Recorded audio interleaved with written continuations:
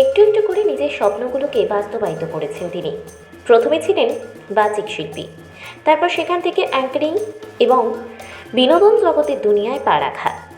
শর্মিলা নামটা বিনোদন জগতে ভীষণ পরিচিত, কারণ দেব থেকে অঙ্কুশ সকলে তাকে সমীহ করে চলে, সকলেই তাকে ভীষণ ভালোবাসেন।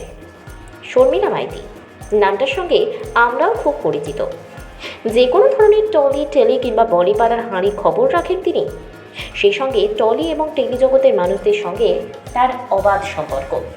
সেই শর্মিলা এবার সম্মানিত হলেন বিদেশের মাটিতে। এক বিরাট কৃতিত্ব অর্জন করলেন শর্মিলা শো হাউস বা টেলি আড্ডার শর্মিলা মাইতি। বিদেশের মাটিতে আবারও বাঙালির বিরাট সাফল্য।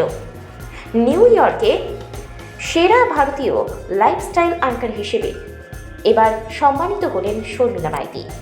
শর্মিলা শো হাউসের কর্ণধার তথা বিখ্যাত জার্নালিস্ট শর্মিলা গত কয়েকদিন আগে নিউ ইয়র্কে উড়ে গিয়েছিলেন। যদিও উড়ে যাওয়ার কথাটা সকলের সামনে প্রকাশ করলেও কোন কারণে তিনি যাচ্ছেন সে কথা জানাননি। বলেছিলেন তার নাকি চোখে একটা স্বপ্ন রয়েছে।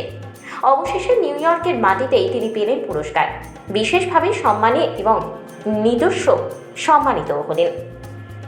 তাকে নানান রকম উপহার এবং পুরস্কার দিয়ে সম্মানিত করা হয়।